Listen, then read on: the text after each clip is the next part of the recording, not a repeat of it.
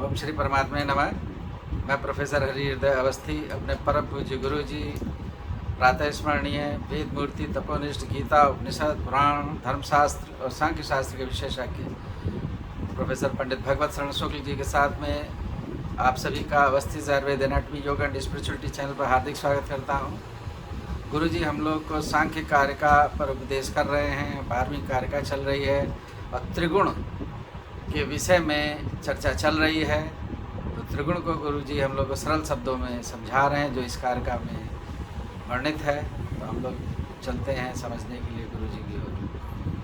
नमोस्पदन्ताय सहस्रमूर्तये सहस्रपादाक्षिशुरोरुबाहवे सहस्रनाम्ने पुरुषाय शाश्वते सहस्रकोटियुगधारिणे नमः। कृष्णाय वासुदेवाय हरये परमात्मने प्रणतक्लेशनाशाय गोविंदाय नमः। इस चैनल के संस्थापक तथा प्रबंधक आचार्य हरि हृदय अवस्थी जी, इस चैनल से संबद्ध सभी विद्वद्गण, सभी जिज्ञासु छात्रवृंद तथा सहृदय सज्जनवृंद, हम लोग सांख्य शास्त्र के विचार परंपरा में संप्रति जो है लोग 12वीं कारिका पर विचार कर रहे हैं, जो इन तीनों गुणों के परिचय को बता रहे हैं, जिसमें अभी तक का जो विवेचन है वो इसके स्वरूप का, प्रीति अप्रीति और विषादात्मकत्व का, प्रकाश प्रवृत्ति और निवृत्ति, प्रकाश प्रवृत्ति और नियम स्वरूप का, नियमार्थता का विवेचन हुआ है। संप्रति अन्योन्याभिभवाश्रय जनन मिथुन वृत्तयः, इसका विवेचन हो रहा है कि ये जो तीनों गुण हैं इनकी क्रियाओं का स्वरूप क्या है, क्रिया क्या करते हैं। तो उस प्रकार अन्योन्याभिभवाश्रय जनन मिथुन वृत्तयश्च। वृत्ति शब्द का अर्थ यहाँ पर क्रिया है, वृत्ति क्रिया, और उस क्रिया का प्रत्येक के साथ संबंध होता है। अन्योन्याभिवृत्ति, अभिभवाश्रय वृत्ति और जनन मिथुन वृत्ति, तो ये तीनों के साथ संबंध होता है। कारण यह है कि एक व्याकरण शास्त्र में एक नियम है, द्वंद्वान्ते च श्रूयमाणं पदम प्रत्येकमपि संवर्तते। द्वंद्व के अंत में आया हुआ पद, द्वंद्व घटक सभी पदों के साथ उसका संबंध होता है। तो जैसे यहाँ पर जो है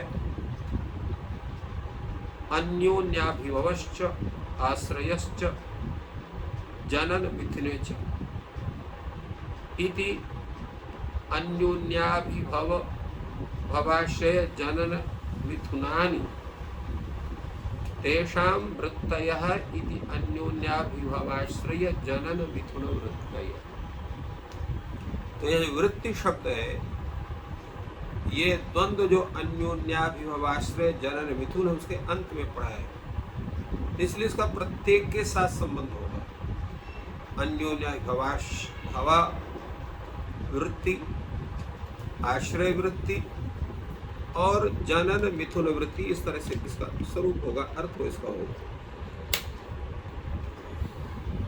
इसलिए यहाँ पर कहते हैं कि वृत्ति क्रिया साचक प्रत्येक अभिसंबध्यते अन्योन्याभिभव वृत्तयः येषाम् अन्यतमेन अर्थवशात् उद्भूतेन अन्यत् अभिभूयते। यह अन्योन्याभिभव वृत्ति का तात्पर्य क्या हुआ?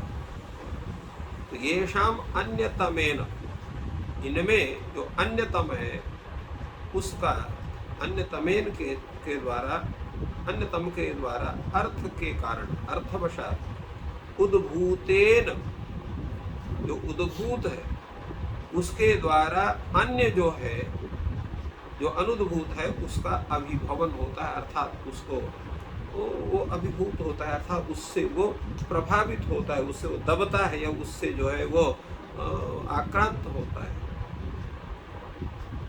जैसे सत्वम रजः तमसी अभिभूय शांतम आत्मनः वृत्तिम प्रतिलभ्यते।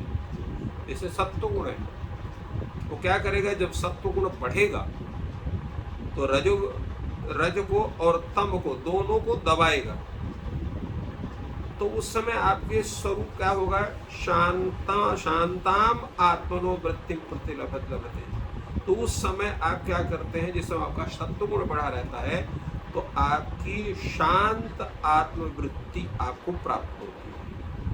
इसी तरह जब आपका रजोगुण बढ़ता है तो क्या करेगा, वो सत्व गुण को और तमो गुण को दबा देगा। तो उसको जो है दबाने के बाद वो है घोराम वृत्ति प्रतिलभते, घोर वृत्ति को प्राप्त। आपको गुस्सा आएगा, आपको दूसरे को कष्ट देने में आनंद आएगा, आपको जो है प्रशासन करने में आनंद आएगा, दूसरे से अपने को जो है बलवान घोषित करके दूसरों को दमन करने में आपको आनंद आएगा। ये स्वरूप आपको बन जाता है। एवं तमः सत्व रजसी भूय मूढ़ाम, और जब तमोगुण की अभिवृद्धि होती है तो सत्व गुण और रजोगुण दोनों दब जाते हैं। वो दोनों दब करके क्या हो गया, आपको मूढ़ाम आत्मनो वृत्ति प्रतिलभते, आप मूढ़ वृत्ति को प्राप्त करें। मूढ़ वृत्ति का मतलब क्या है, ये सही है, ये गलत है, इसका विचार आपके मस्तिष्क से समाप्त हो जाएगा। कभी कभी आप गलत को भी सही समझ लेंगे और सही को भी गलत समझ लेंगे। तो उससे क्या होगा कि पग पग में आपको परेशानी का सामना करना पड़ेगा, कष्ट का सामना करना पड़ेगा, क्योंकि आपका जो सामर्थ्य है वो आक्रांत हो जाता है आपके इन विचार परंपराओं के द्वारा। इस तरह से आपके गुणों के अभिभूत होने के कारण, क्योंकि आप उस समय क्या करते हैं, न सुखादि वृत्ति को प्राप्त करते हैं, न अन्य वृत्ति को प्राप्त करते हैं। ये आपकी एक स्थिति हो जाती है। इसलिए मोह जब होने पर विषाद प्राप्त होता है, विषाद होता है, उसमें आपको शांति नहीं मिलती है। और इसी तरह से घोर स्वरूप प्राप्त करने पर आपको दुखात्मक वृत्ति का, अर्थात अनेक प्रकार के दुखों को सामना करना पड़ता है। कारण क्या है कि रजोगुण से जो आप कार्य विशेष का संपादन करेंगे तो उसमें आपकी शांत मनोवृत्ति न होने के कारण अनेक प्रकार के कष्ट भी आपको प्राप्त होंगे, उन कष्टों को भी आपको भोगना पड़ता है। तो ये तात्पर्य होता है अन्योन्याभिभवाश्रय जनन मिथुन वृत्तयश्च का स्वरूप। तो इसमें केवल अन्योन्याभिभाव भव वृत्ति के विषय में भी चर्चा हुई। आगे बता रहे हैं अन्योन्याश्रय वृत्तय। अन्योन्याश्रय वृत्ति क्या है, यद्यपि आधाराधेय भावेन नायम अर्थः घटते तथापि तदपेक्षा यस्य क्रिया स तस्याश्रयः तथा ही सत्वं प्रवृत्ति नियमाय आश्रित्य रजस्तमसोः प्रकाशेन उपकरोति रजः प्रकाश नियमौ आश्रित्य प्रवृत्त्या इतरयोः तमः प्रकाश वृत्ति आश्रित्य नियमेन इतरयोः। ये अन्योन्याश्रय वृत्ति का तात्पर्य है। सभी एक एक से आश्रित है। मतलब क्या हुआ इसका, तो कहे आश्रित का मतलब क्या हुआ, दोनों का आधाराधेय भाव संबंध है, क्या कहा, नहीं।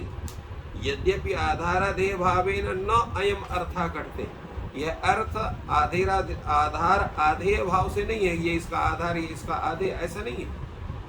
जैसे भूतले घटा, तो भूतले घटा में भूतल आधार है, आधेय घट है। उसी तरह से यहाँ पर सत्व रज तम आपस में, इनमें आश्रय आश्रयी भाव नहीं है, आधाराधेय भाव नहीं है, क्योंकि घट ही नहीं सकता है। परंतु होता क्या है कि यदपेक्षा यस्य क्रिया स तस्य आश्रय, जिसकी अपेक्षा जो जिसकी क्रिया है वो उसका आश्रय हो गया। जैसे सत्व गुण है, वो प्रवृत्ति नियमों आश्रित, वो प्रवृत्ति और नियम, क्योंकि सत्व का जो है प्रकाश स्वरूप है, रजोगुण का प्रवृत्ति स्वरूप है और तम गुण का नियम स्वरूप है। तो सत्व गुण जब बढ़ेगा तो क्या करेगा, वो सत्व गुण आधेय हो जाएगा और प्रवृत्ति और नियम जो है वो वो उसके क्या हो जाएंगे, आश्रय हो जाएंगे। इसलिए प्रवृत्ति नियमों आश्रित सत्वम, सत्व गुण वहां पर जो है कार्य करता है। और रजस तमसो प्रकाशेन उपकरोति, तो करता क्या है कि सत प्रवृत्ति और नियम का आश्रय करके रजोगुण और तमोगुण इन दोनों का अपने प्रकाश से उनका उपकार करता है, अर्थात उनको ही प्रकाशित करता है।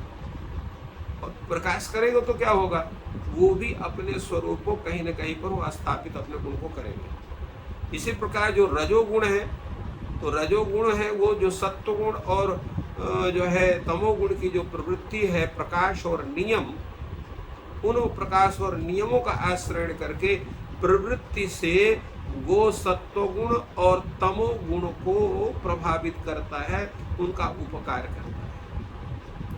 तो प्रवृत्ति से वो जो है सत्वगुण को और तमोगुण का उपकार करता है। इसी तरह से जो तमोगुण है वो क्या करता है, तो उसका जो नियम है वो क्या है, नियम है उसका नियमार्थ, इसलिए कहा प्रकाश प्रवृत्ति नियमार्थ कहा गया।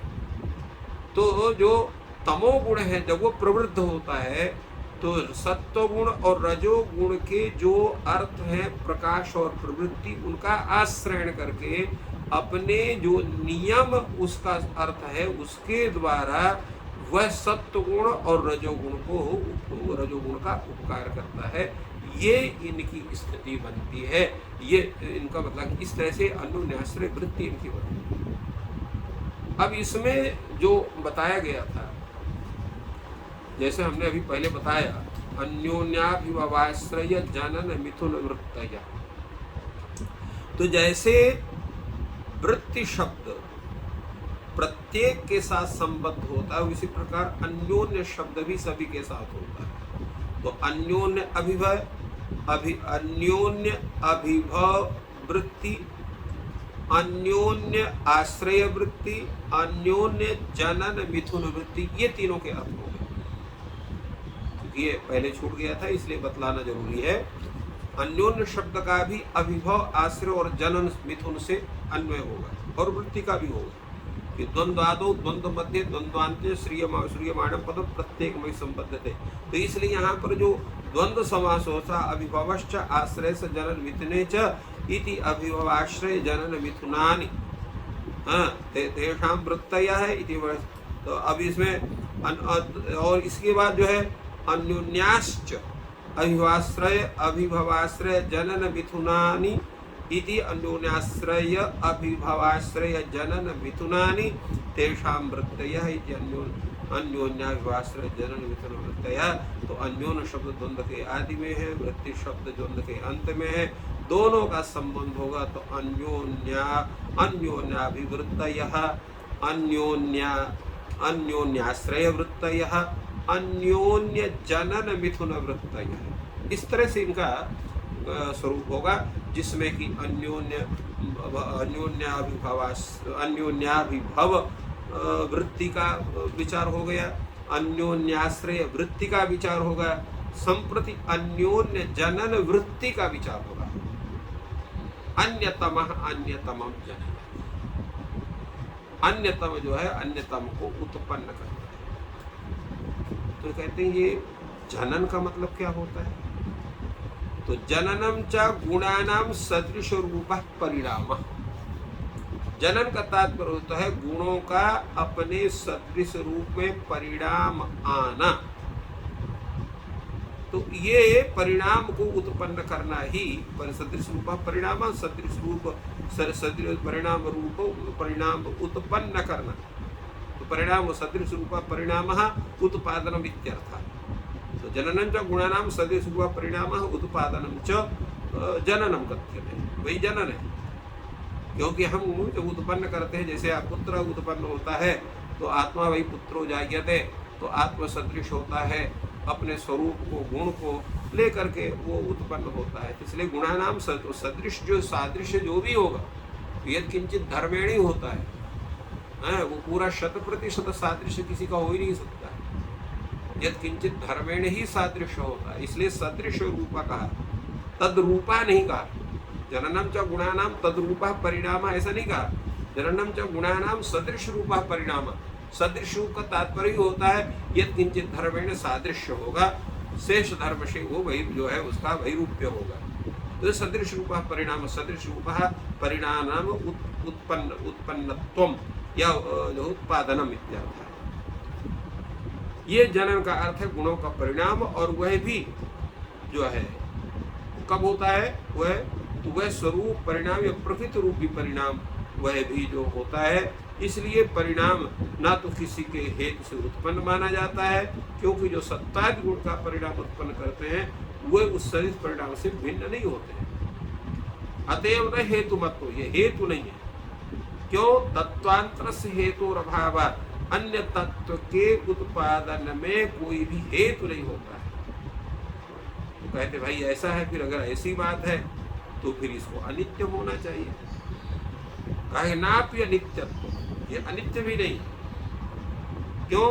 तत्वांतरे लयाभावात्, क्योंकि किसी अन्य तत्व में इनका लय नहीं होता है। अगर कहीं लय हो तब ना किसी का, अगर कोई चीज है किसी का कहीं लय हो गया तो उसका जो है उसको वो वहाँ पर समाप्त हो गए तो उसकी अनित्यता मानी जाएगी। इसलिए अनित्य भी नहीं है, तो किसी अन्य तत्व में उसका लय नहीं हो सकता है। तो इस तरह से यहाँ पर अन्योन्य वृत्तया का विचार किया गया। अब जो है अन्योन्य मिथुन वृत्तया, इस पर हम लोग कल विचार करेंगे। आज हम लोग यहीं इस विषय को यहीं पर इसको संपन्न करते हैं और पुनः इस पर आगे हम लोग चर्चा करेंगे। तो इस प्रकार त्रिगुण का बहुत ही गंभीर चिंतन चल रहा है और उसको बहुत सरल शब्दों में गुरुजी हम लोग को समझा रहे हैं, और ये समझ हम सब में ईश्वर उत्पन्न करें। आपका दिन शुभ हो। धन्यवाद।